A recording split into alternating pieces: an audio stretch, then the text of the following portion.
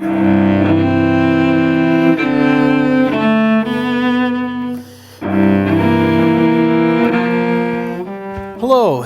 and welcome to the 2020 Audition Prep Lecture. My name is Dr. Mark Chambers, and here at York University I teach cello lessons, conduct the orchestra, and teach various classes including a third-year conducting course and a first-year performance anxiety course. It's my pleasure today to share all sorts of ideas that are going to help you prepare for your first university auditions. Some of you may be in grade 12, so you've got auditions coming up in February, March, and April. Some of you may be in grade 11 or grade 10 even. Well, good for you, because you're going to be able to take some of these ideas that I'm presenting today and apply them to your practice and your performance between now and your eventual audition date. This is an exciting time, I know. You're preparing to go off to university. It's exciting for you. It's exciting for your parents. It's important that preparation be done very carefully and thoroughly so that you have the best possible experience. Great. So I'm speaking to you today from the Tribute Communities Recital Hall here on the Kiel campus of York University. This recital hall is in the Accolade East building, and the music department is also in the Accolade East building, and the music department is part of the School of the Arts, Media, Performance, and Design. There are 7 departments in this school, and these are very, very active spaces. This particular space features performances by the Wind Symphony, the University Orchestra, numerous large choirs, including the Gospel Choir, Concert Choir, university singers, chamber music recitals, faculty recitals. I could go on and on. We have so many world music ensembles. There are over 80 ensembles here at York University in the music department. So this is one of my favorite spaces on campus, the Tribute Communities Recital Hall. I've played here as a soloist, as a chamber musician, conducted the orchestra, and of course, given this lecture annually. It's also important to acknowledge the larger space that this university is found on. York University acknowledges its presence on the traditional territory of many indigenous nations. The area known as Takaranto has been caretaken by the Anishinaabe Nation, the Haudenosaunee Confederacy, and the Huron-Wendat. It is now home to many First Nation, Inuit, and Métis communities. We acknowledge the current treaty holders, the Mississaugas of the Credit First Nation. This territory is subject of the Dish with One Spoon Wampum Belt Covenant, an agreement to peaceably share and care for the Great Lakes region. So, traditionally, in other years, this presentation would be given here to anywhere between 100 and 150 young students and their parents, with lots of questions and answers, which I will be able to field by giving you my email address at the end of the lecture. But obviously, due to social distancing requirements, that isn't possible. And as I was driving in today, I was thinking, okay, Mark, you're going to be pontificating for 30 minutes or so about how to perform, how to prepare. It would not be fair for me to just talk about making music in public without playing something for you. So let me just very quickly play a short movement of unaccompanied Bach. This is the Sarabande from Johann Sebastian Bach's Third Suite in C major, BWV 1009. And for the sake of brevity, I'll play it without repeats.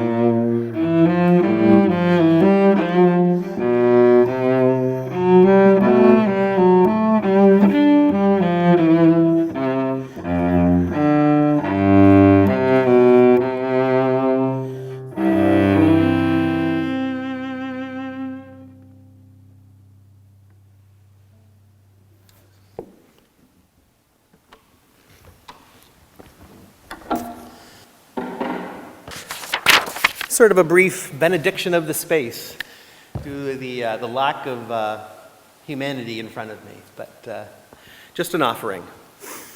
So, even before we get to the main part of my lecture, which is discussing strategies and performance techniques and sort of the psychological elements that we can incorporate in your preparation, I want you to think for a second about where you sit today as a performer and as a musician. You might think that, sure, you're in grade 12 and maybe you're not first trumpet in the band, or maybe you're not the soprano soloist in the choir, but that is all irrelevant. It is completely irrelevant because we are all at a certain point in our development as musicians and artists. I actually don't believe there's such a thing as a good musician and a bad musician. There's just musicians with more experience and less experience. And so today is the day that you start to become an even more experienced performer.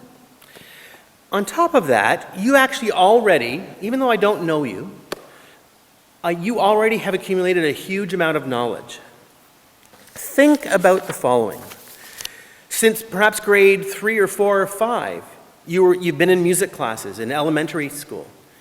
And then you went on to junior high and high school, and you continued those music classes.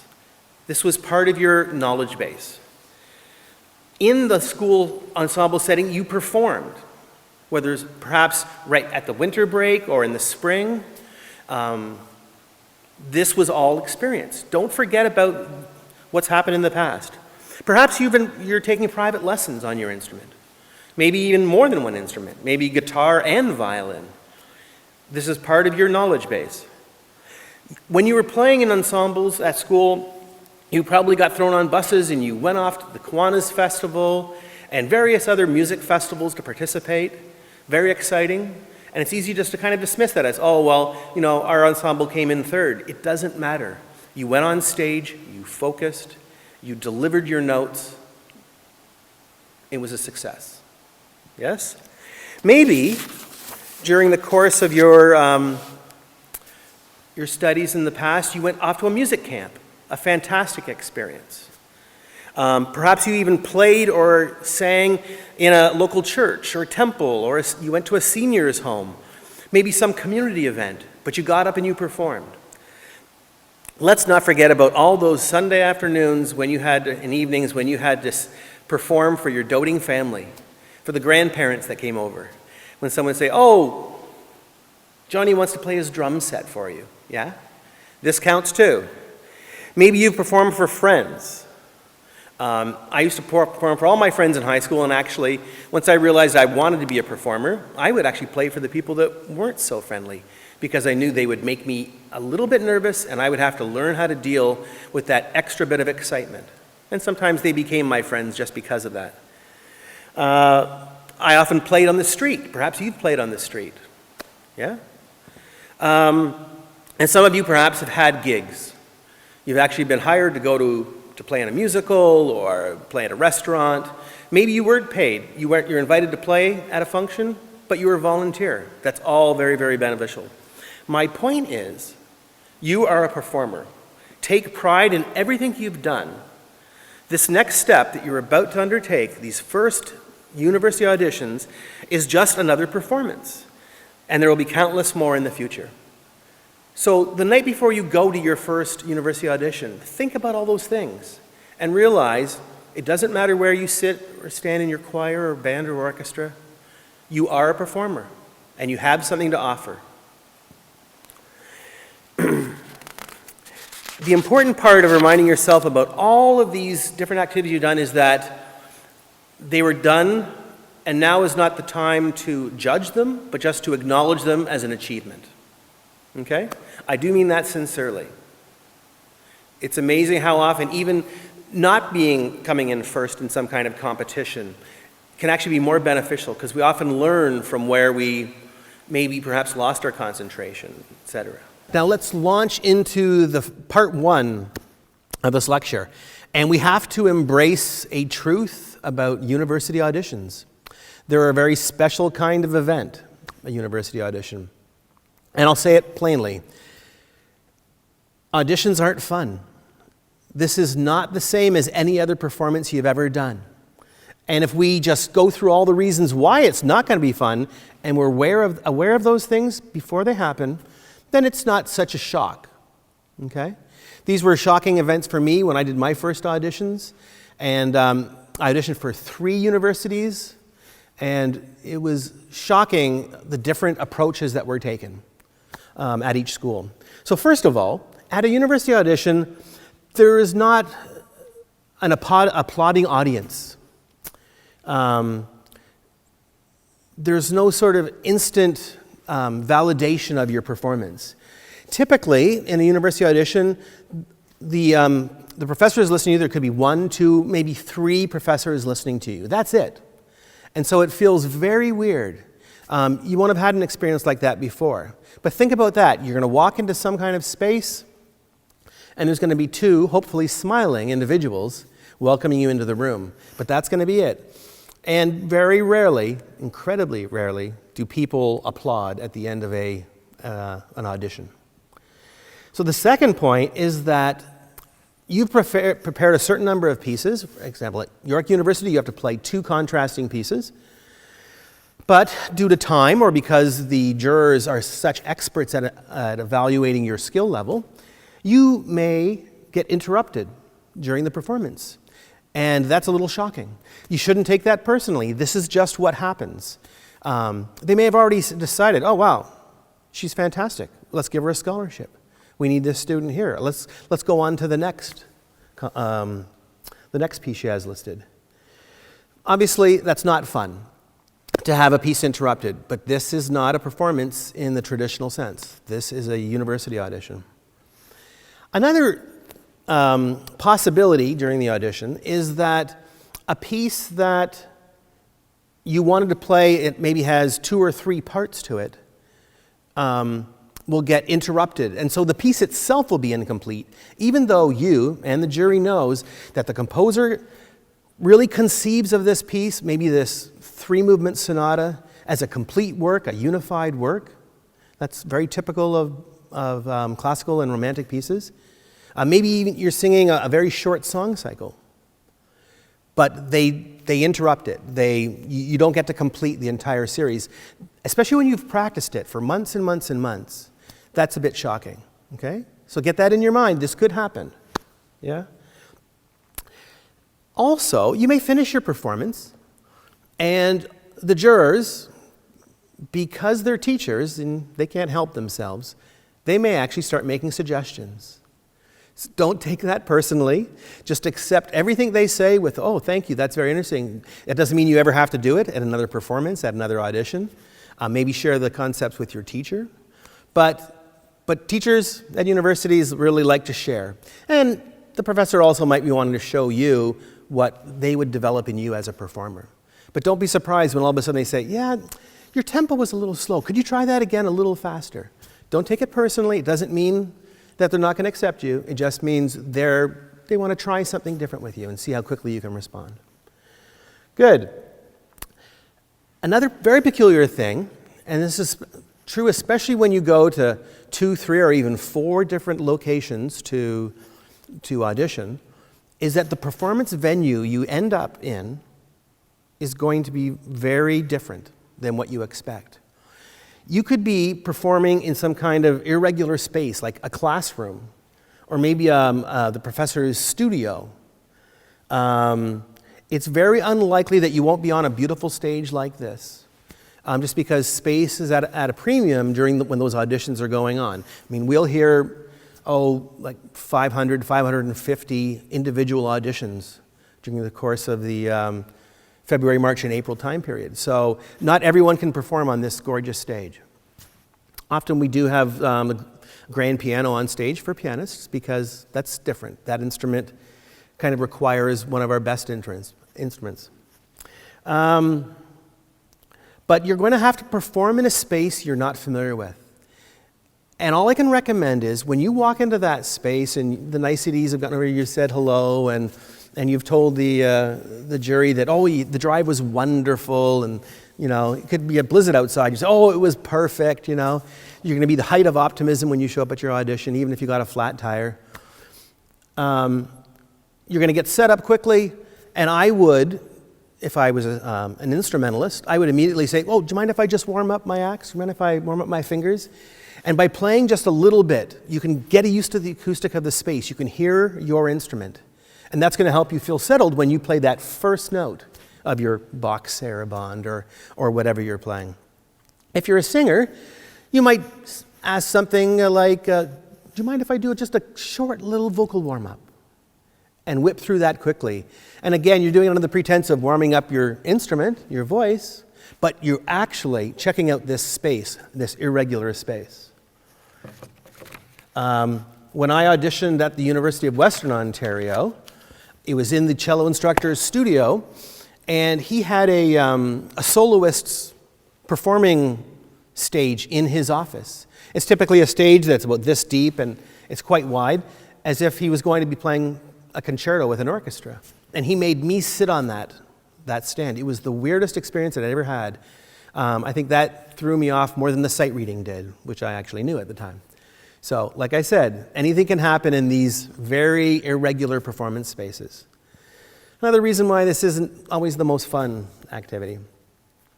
Okay, so then you're going to show up at your audition place early, and you're going to be hopefully assigned quickly into a practice room, and you're going to start hearing all sorts of people, other students, playing, warming up for their auditions. These are your peers. It's important. That is very unusual. I mean, that doesn't happen at school. It just doesn't. You don't hear one person playing a violin and you're a violinist and thinking, oh my goodness, are they going to take them or me or what? Your mind can just play all these games. This is a very peculiar thing to have to deal with, and probably one of the least fun parts of university auditions. But you need to take the proper perspective on this. These people aren't your competitors. They actually are your potential colleagues for the next 4 or 5 years. You may play with these individuals on gigs, in orchestras, in choirs, in clubs throughout the GTA for the next 30 years. These could be your best friends. Actually, you never know. You might even find a future partner practicing that practice room. You don't have to worry about how they're playing right now and how you play. That's completely irrelevant. Just be thrilled that you're in a music building and you're hearing all these wonderful sounds and you're all about to take this incredible journey in the near future. The last point, hopefully it isn't the concern of the students who are auditioning, but there are expenses involved, right? So that's the last thing that isn't fun. Somebody has to pay for your audition. Somebody has to get you there. So the expenses are a minor concern, nothing too serious, but it is something you have to be prepared for, especially as I'm going to recommend you audition at least 3 places. Some people audition at more. Okay? So the expenses are an important issue. So those are all the reasons why a university audition is not fun. And I don't mean to be negative. I think it's just important to keep those things in mind so nothing throws you off. You'll get in there and you'll be put in a room, in a classroom that looks kind of small, and you're going to think, yeah, Chambers was right. This is peculiar. That's okay. I'll do it. I'm ready to play. Now we can get down to the strategies. This is what you really want to know the most about. Number 1, select the appropriate audition sites for you. So this requires you do some research. Go online. Look at the program of every university that you're considering auditioning at. Is it a Bachelor of Music and Education degree? Bachelor of Music and Performance? Or is it a Bachelor of Fine Arts degree like here at York University? Those are 2 very different programs, and you need to know the benefits of each. I'll briefly tell you about the York program at the end. So, and I said audition sites, and I do mean that the plural. You want to audition at 2, 3, or even 4 universities if possible. If for no other reason than because if you only audition at 1 school, you put a great deal of pressure on yourself. You think, oh my goodness, if I blow this today, if I'm really nervous. You're going to think that you've wasted an entire year and you can't audition until the next round of auditions 12 months away. So it's great to have 2 or 3 or even 4 places to audition at. It means extra prep time, extra traveling, a little more expense. But guess what? You're going to come out of this a more experienced musician. And there's nothing wrong with that. Point 2, you need to choose your audition material wisely. And what I mean by that is, you want to play those pieces that you know very, very well, that really do represent your musical and technical skill level. And you're going to be able to deliver them effectively. The jury is not going to be impressed if you're a pianist and you decide that university auditions require a Rachmaninoff second piano concerto, but you're not quite there yet. I mean, you play well, but you don't have that piece mastered.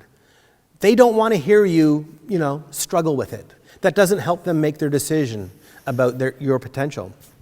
Play that piece, those pieces that you really can express yourself, that you really will be comfortable performing. Yeah? That's what I mean by choosing your audition pieces wisely. You'll do that in conjunction with your teacher. You'll do that in conjunction with anyone who's ever heard you play. You might play for your parents and say, well, which one do you think makes a better impression? It's not about, I love the piece. It's how well do you perform it. So sometimes you have to play a piece that you've done quite a few times, but you play it brilliantly. That's what we want to see. The third point is practicing and planning. Obviously, you need to practice. This is understood. You must dig in. And it is impossible to cram for a performance. I did cram for an English exam in high school once. I ended up getting an A, but it was the scariest 3 hours of my life because I had only crammed for about 5 hours before that. You can't do that in music. There is too much muscle memory. There's too many details to really grapple with, to shape. Whether it's phrasing, fingering, knowing your text, if you're singing in a foreign language, knowing your pronunciation. If you're a jazz musician and you're going from a blues to a bebop tune, whatever, you've got to have your styles. You've got to be able to make those changes very quickly, and that takes practice. We also want to plan our practice preparation so that we peak essentially for that first audition. You don't want to peak 2 months before. You want to know, okay, I've got this piece and it's going to be ready for February 15th if I do this A, B, C, D and present on February 15th. Okay? Planning to peak at your third audition is not a good plan. Okay? While you're doing all these preparations, especially in the last 2 weeks before your audition, this may sound very silly, but you want to perform with your concert outfit on. You want to wear the shirt, the shoes, the jacket. More than once I've heard vocalists say, oh, I shouldn't have worn these heels. I thought I was going to fall off my heels. And only because they didn't try them when they were having to sing their arias. It's the same for instrumentalists. I did practice wearing this jacket. It's been a while since I've worn this jacket, and I wanted to make sure that I felt very, very comfortable. Make sense? I know it sounds silly, but it's part of the process. It's part of the preparation, is knowing, okay, in 2 weeks I'm going to this audition, I'm wearing these clothes, and I'm going to have a great time. One way to sort of experience an audition and to create some nervous energy is to record yourself, even with your phone, or maybe someone else in your family can pull out some kind of recording device. As soon as they say action, as the gentleman here just did for me, I felt slightly different. And that's a wonderful experience because you're doing it in the safety of your home, but you're going to learn how to deal with this new excitement. I won't even call it nerves. It's just excitement, anticipation, because you know that somehow this is being recorded and it's permanent. You're going to be able to learn from this record, but the process itself is so good in preparing for your university audition.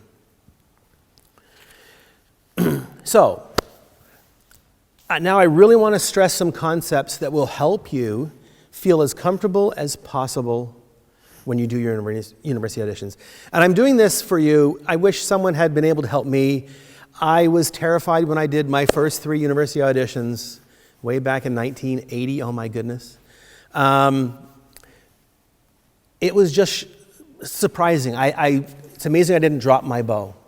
I actually left one audition and I couldn't even remember what I did in the audition. My accompanist said it went well, but I was so nervous. But here's an important concept. And it involves the practice space that you work in at home.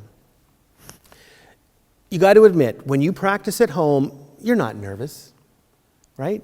You're in your pajamas, you're in your slippers, you've got a cup of tea there, you're relaxing, but you're playing, and you're not nervous.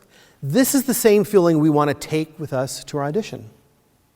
Okay, and this is very possible. I know because I've taught this to students and they said, I did it. So, there's a Greek term. The Greek term is temenos, T-E-M-E-N-O-S, temenos. And it means sacred place. Now, what the Greeks were referring to when they said temenos was, they were talking about this space where the artist is complete, any kind of artist. In their temenos, they are productive, they're complete, they're creative. And this is a place that actually exists. For you, it may be your bedroom, it may be your living room, it may be the basement. It's that place where you do your calm, contemplative, methodical practice, the place that you truly grow as a musician and an artist. Okay? This is your temenos, your sacred place. Another translation is sacred or a spiritual place. Carl Jung took up this term, but he put a little bit of a twist on it. He called it this place the magic circle. But the concept is the same. The idea is that there is this place where the artist becomes fulfilled and even receives inspiration. Yes? The magic circle.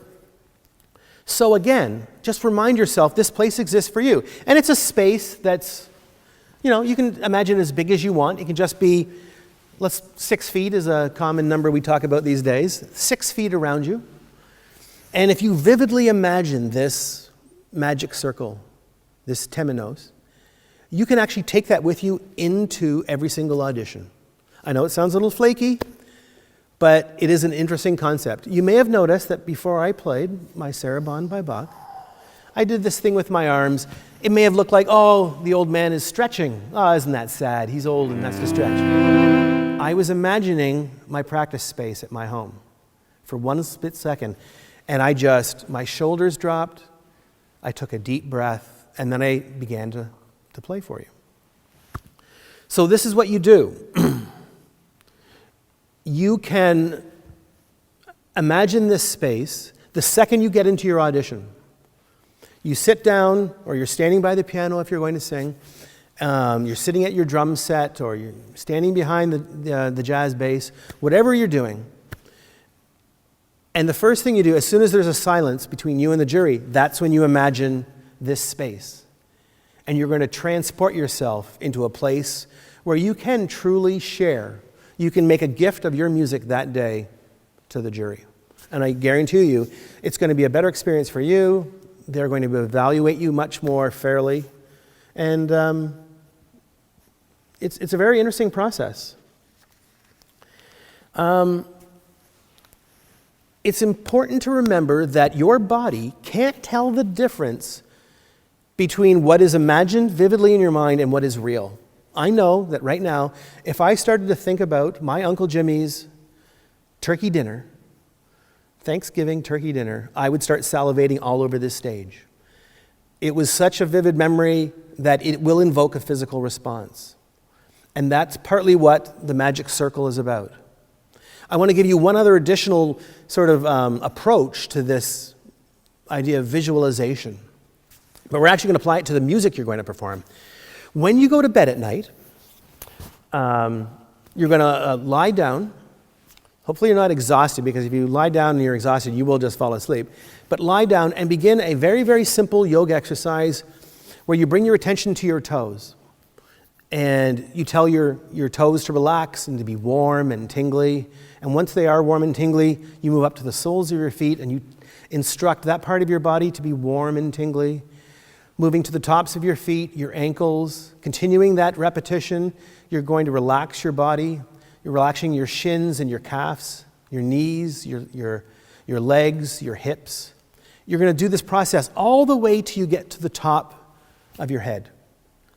If you haven't fallen asleep, unfortunately I often would, out of sheer exhaustion, at that point, that's when you imagine yourself singing or playing your instrument, and this incredible state of relaxation that you've taken your body on will help transport you there on the day. Visualization is an incredibly powerful tool. Many books have been written about this subject, and it's something we discuss in my performance anxiety, strategies for the performing artist here at York. It's a first-year course, probably one of the most important courses, I think. I used to say to students that their large ensemble was their most important course because it involved their theory and their history and their instrument and social skills. But performance anxiety, understanding all those concepts, takes performance to another whole level.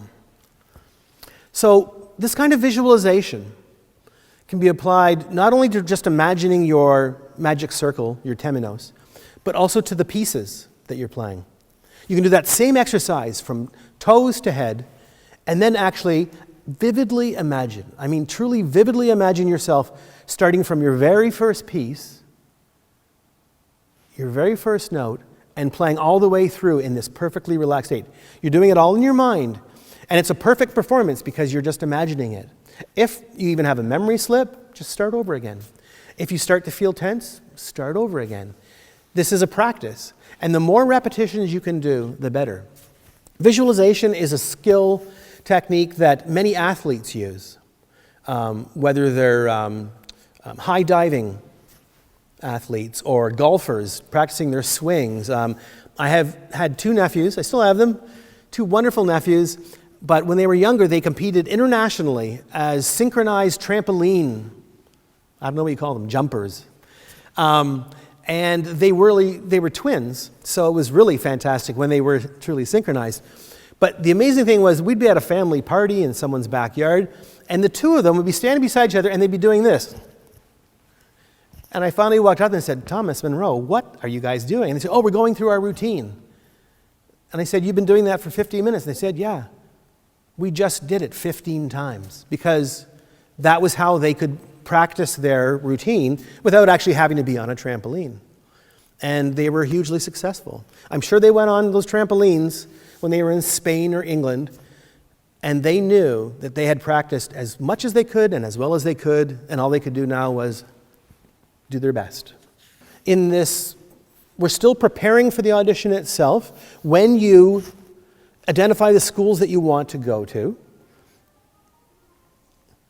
it would be wonderful if you could take a private lesson with the chief instructor, this chief professor that you would like to study with at that school. Now, we have to keep in mind that they may not be available for a private lesson, although nowadays with so many Zoom lessons going on, it's very possible. Keep in mind they may want to charge you their traditional lesson fee, and those lesson fee can vary from $0 up to maybe even $150, depending on the artist. But the idea here is that if you go and play for this professor, before you do your official audition, they've heard you play, they can make suggestions, you can go home and apply those suggestions if you agree with them, and then when they hear you the next time, what happens is they say, my goodness, what a teachable spirit. That person really listens. I'm impressed. I'm going to accept them. That's part one of this, approaching a teacher at another school. Part two is that, guess what? You're auditioning them. You're trying to figure out, do I like the way this person teaches? Do I like the way he talks to me? The tone he talks to me at? What is this guy's personality? He's got gray hair. How peculiar is this guy? It's not a bad thing to do. It's a two-way learning process.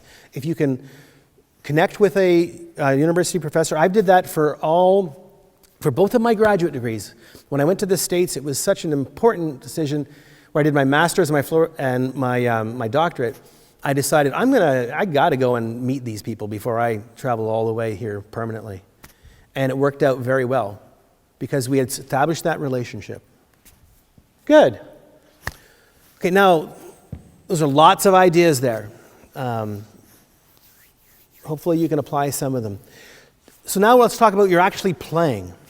You're actually singing, finally. Chambers is getting to the point. The number one thing I look for when a young person plays for me is, or sings, is do they perform with passion? Now that doesn't mean it has to be fast and loud. That's not what passion means. Something can be soft, slow, and intense, but still can be incredibly passionate. Listen to the slow movement of Mahler's Fifth Symphony, the Adagietto. Slow, beautiful, and very passionate.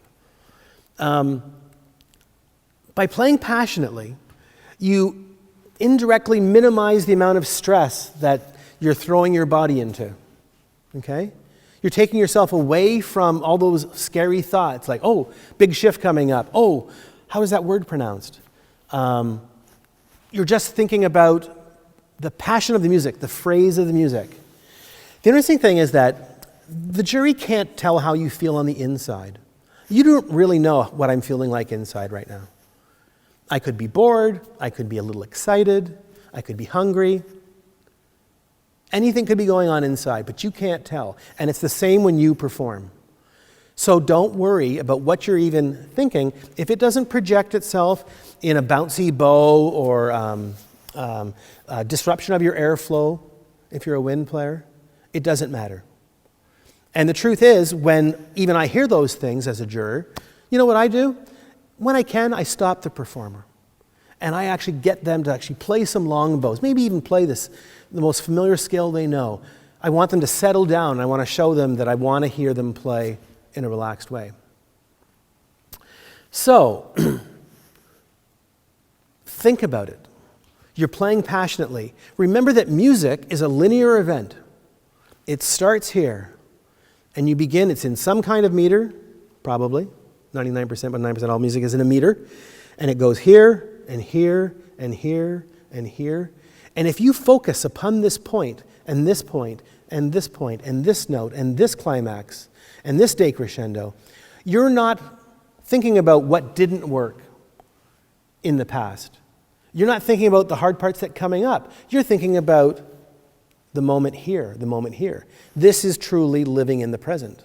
This is not a bad philosophy. A great book to read is The Power of Now. You should check it out. Now remember that if you play passionately and you give this presentation, remember this is the one part of the audition that you control completely. Okay? This isn't the drive to the audition. This isn't sitting in the practice room waiting a little anxiously for your chance to play.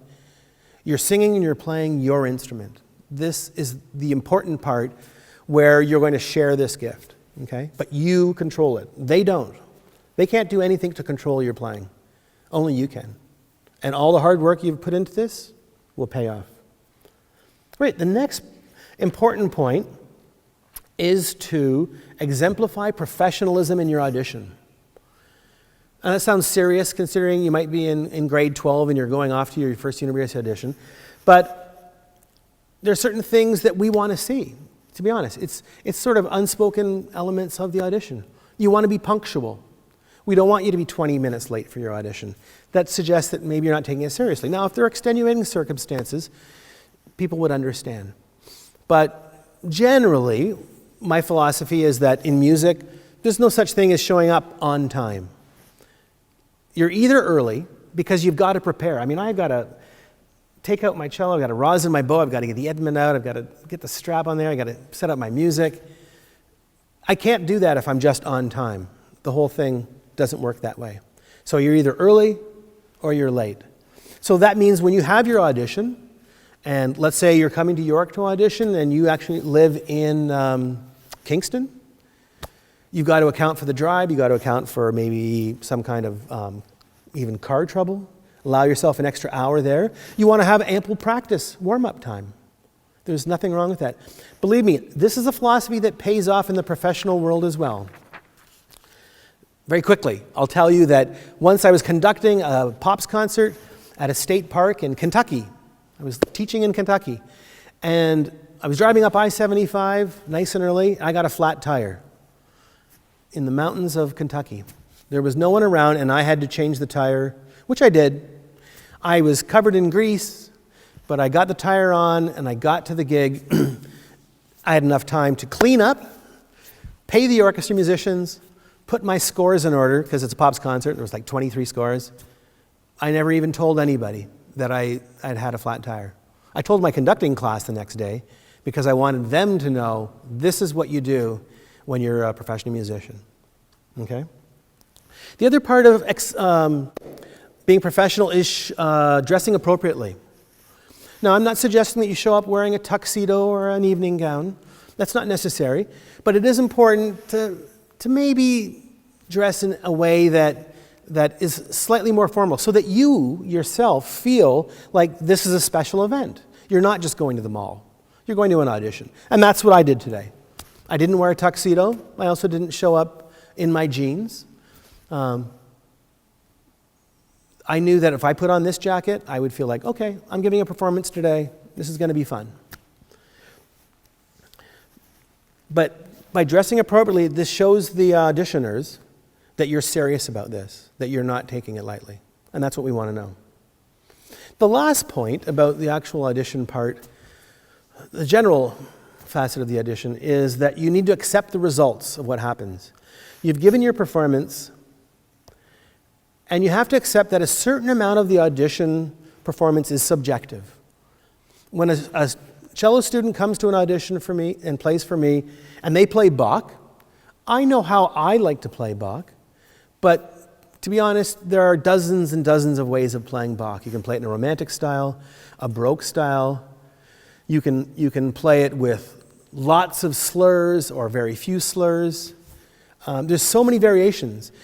The important thing is to play your music your way, and even though it's subjective, accept the fact that this is your presentation. If it's a convincing performance, even if it's different from the adjudicators, it doesn't matter. They'll accept that, and they'll be very pleased that you've done that. Any comments that the juries share with you, you want to pass on to your teacher and see how they feel about those comments as well. So every university has a different set of criteria for their audition process. You want to make sure you keep straight what is required at each school. Some schools require a Canadian work in the audition. Others don't. At York University, the first thing you have to do is you go online and you fill out a supplementary evaluation questionnaire. And so this will tell the music department all about your background. And this is one of the documents we read very carefully before you even play your audition. Because we want to know, is this person interested in music education, music performance, theory, composition, world music, jazz? You know, what instruments do they play? And we want you to list all the instruments you play. What ensembles have you been in? Were you first chair? Have you won any concerto competitions? Have you played in any youth orchestras? There are lots of information you want to share with us so that we can get a really good idea of your experience. That all takes place on that questionnaire. At York, we require the auditioners to play 2 contrasting pieces. That doesn't sound like a lot, but I guarantee you, after 40 years actually 25 years of university auditions, it doesn't take me long to assess a young player's abilities. And so in these 2 pieces, we want contrast. Perhaps contrast for you means something very fast, something slow, maybe something Baroque and something romantic, or classical and modern. Yeah? If you're a jazz musician, maybe you're going to play a ballad and you're going to play a blues. There's lots of different possibilities. If you're a singer, it's fantastic, but not required, that you perform in a second language, English and French or German or Italian, something like that. All a great way to create contrast in your audition. And that shows the depth of your abilities, yeah? These 2 contrasting pieces. I'll give you my email address at the end, but you can contact me to help you even, we'll talk to the experts and make sure if they feel these are contrasting pieces. So you've done your 2 contrasting pieces and you've had a big sigh of relief. Unfortunately, the sigh is going to be short-lived because now we're going to make you sight read. probably the least fun part of any audition, because we're going to drop a piece of music or more than one piece of music in front of you for you to read at sight. And here, we typically have 3 musical examples, and we start with what we would just consider to be the simplest. And you sight read that one, and then depending on how it goes, we might move on to number 2. And then if you do well on that, we might go on to sight reading example number 3. And they're typically not very long. But the idea, again, is to see about your background skills. Sight reading is based on your ability to play your scales and your arpeggios, to see spatial relationships between notes, to take in lots of information all at once. The meter, the time signature, the dynamics. Yeah? Guess what? You can practice sight reading every day at home. You can pick up any piece of music, and you don't get to say, oh, I play the cello and it's violin music. Pretend that clef is a bass clef, or even try and play it in treble clef. Just practice putting music in front of you, taking about 20 seconds to size up the meter and the key signature in the first few bars, and then go for it. And sight reading is a skill just like any other that you can improve on. The fourth part of the audition at York is an oral evaluation. So we're going to play intervals. We're going to play all sorts of things at the piano. We start off with intervals, melodic and harmonic intervals, and you identify them. We'll play scales, major and the 3 minor scales. In the jazz area, you might even hear some modes being played at you, and you'll identify those. I often ask a singer, any student, especially the string players, to match pitch for me. I'll say, are you a tenor? Okay, great. I go to the tenor range of the piano and I play a note, and they go, la, la, la. And I just want to see that what you're hearing can be reproduced by your voice. It doesn't have to be pretty. I mean, my goodness, that wasn't pretty. But it helps us see what's going on in your head. If you're concerned about the ear training part of that, the oral examination, today, go to a fantastic website. It's free. It's called musictheory.net. Musictheory.net. And there are lessons that teaches you about intervals and scales, arpeggios, chords. There is one place where it'll play intervals at you. And you guess. You hear an interval, you guess what it is, and it tells you if you're right or wrong.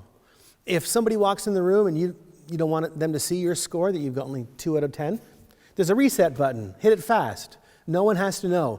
But I guarantee you, if you do this every day for 10 or 15 minutes, your oral skills will improve. And that's going to happen probably at every single audition you go to this year. Okay? Musictheory.net. Very effective. Then the last part, you get to sit down, put away your instrument, and we have an interview. And this is when that supplementary questionnaire is so important, because it tells us all about you, and then we want to pursue those ideas a little more and really make sure that you're the right fit for York University. I'll be honest. I've auditioned people and I've said, you're fantastic, but I think you would be better going to this school rather than our program. It doesn't happen often because we have a very diverse program, a very flexible Bachelor of Fine Arts degree. But it does happen. And you're not going to be happy if you're at a school where, it's not the right fit. So in this interview, not only are we going to ask you a few details about your musical experience, but we're also going to ask you about the compositions you performed. If you play a piece by Beethoven, I might ask, I even know something about Beethoven, but I want to find out, have you learned a little bit more about the piece than just the notes? Do you know when the piece was written? Where was he? Was it a piece dedicated to somebody? Actually, every piece Beethoven wrote was dedicated to somebody because they all paid him money to compose. You want to know what century, when specifically these pieces were played. For Beethoven, it may have been an early, middle, or late composition. You want to know things like that. Especially in the jazz field, you want to know something about the composer of that tune. These are standards. You need to know the background. Yeah? So those are the two things we're going to pursue. We're going to talk about your experience and then the pieces you played for us. And then you get to turn the tables on us. This is when you get to ask us questions about York University. Things that maybe weren't clear on the website, or maybe even the students at the sign-in desk weren't able to help you with. We have a great crew of students who help out, Music Students Association. But this is when you get to interview us. This is actually one of my favorite parts of the audition, because then I get to hear you speak about what you care about. Yeah, this is one of the most important parts of the audition. One of my favorite questions, especially if it's a cellist, I like to hear is, what could I have done today when I played that would have improved my performance? Just one thing. And that's a fantastic question to ask somebody who could be your potential teacher for the next 4 years. And even if it's not a cellist, if it's a violinist, clarinet player, I often do the classical area wind auditions as well with my colleagues. I can usually make a suggestion that is relevant and will help you perhaps at the next audition. Great. So after the interview, and that whole process will take between 20 and 30 minutes, the actual on-site audition, you'll go to a room and you'll do a written theory examination. It's more of an evaluation than an examination. It's not like if you fail this theory test, you're not going to get to come to York University. We need to just know what you know. And that way we can place you in the appropriate theory class in the first year. So people who need more experience will go in one room, one classroom, and then people who have a fair bit of experience will be in another classroom. Yeah, and that's what the written theory. And some people will say, well, I've already got a grade from the Royal Conservatory and in the rudiments or whatever they're calling the theory test these days. We actually have a special theory test that accommodates jazz musicians, because that's a different kind of theoretical language. So there's a mix of questions on that test, because we need to evaluate everybody. So don't worry about those questions. You won't worry about those. You'll just answer the questions you can. Great. So that completely summarizes the live audition at York University. Great. So that summarizes a lot of ideas that you can apply as you prepare for your university auditions. And I want to give you a little insight as to the specific program we have at York University. I love it. I think it's amazing. I actually wish when I was an undergraduate I had attended a program like this, because it is inherently different than virtually all of the other music programs in the province of Ontario. This is a Bachelor of Fine Arts in Music degree. And you'll notice in that title, there's no mention of performance, composition, theory, musicology, because there's a great deal of flexibility within the Bachelor of Fine Arts degree in music. We have all the same core courses as all the other schools, at U of T, Western, Queen's, you name it. Same theory, same history, same musicianship courses. We all agree that these are important skills and you're going to learn them when you do your undergraduate degree.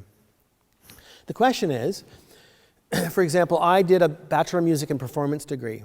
And so I took lessons, I played in the orchestra, I did chamber music. Eventually I played in the opera orchestra. And I was only allowed to do one arts and science course outside of my major. Now, outside of our core courses, you can really craft your degree to any of your interests. Let's be honest. You might come in as a pianist, but you may think, I've always wanted to try composition. But if you came in as a performance major on piano, Bachelor of Music and Performance, you wouldn't be allowed to necessarily take composition at other schools. But you can at York University. We have 4 years of undergraduate composition, which is an incredible opportunity for you to investigate an area that maybe you've already started composing, but now you'd like some more training. We have all sorts of classes in digital media to learn how to synchronize music with film. It's a very special thing. That's obviously not part of your average curriculum. I have a violinist in my orchestra. She's a first violinist.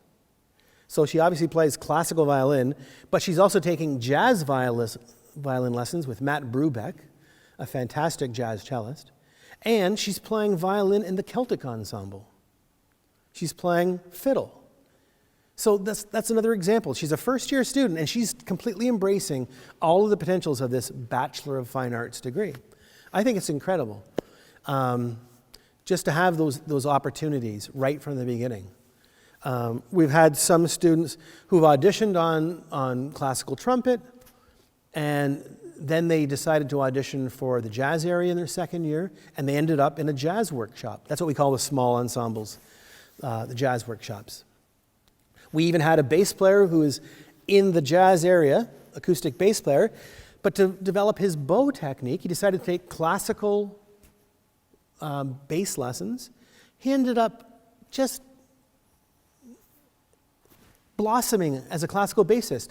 He ended up going to the Mannes School of Music in New York with a full scholarship on classical bass. And he probably does a few jazz gigs while he's in New York City as well. But my point is that the Bachelor of Fine Arts degree offers you a great deal of flexibility. And I'm not suggesting that those other schools don't have the program for you. I sincerely mean this. Maybe you want to be at a school that's Bachelor of Music and Performance. I want to practice 4 or 5 hours a day. I just want to perform primarily after I leave my core courses. That's great. That's brilliant if that's what you want to do. But if there's other areas of your music education that you want to explore, then perhaps a Bachelor of Fine Arts degree in music, like we have here at York University, would be a great place for you. And so you might want to look at our website and look at the curriculum, and you'll notice that I think we have 24 full-time faculty, and there are another 80 part-time faculty who teach in this department. So we are drawing on the experts throughout the GTA to teach classical, world, and jazz music. Great. If you have any questions about anything I've said today, please feel free to email me. My email address is, my name is Mark Chambers, but my email address is chamber, CHAMBER, and the number 1, @yorku.ca.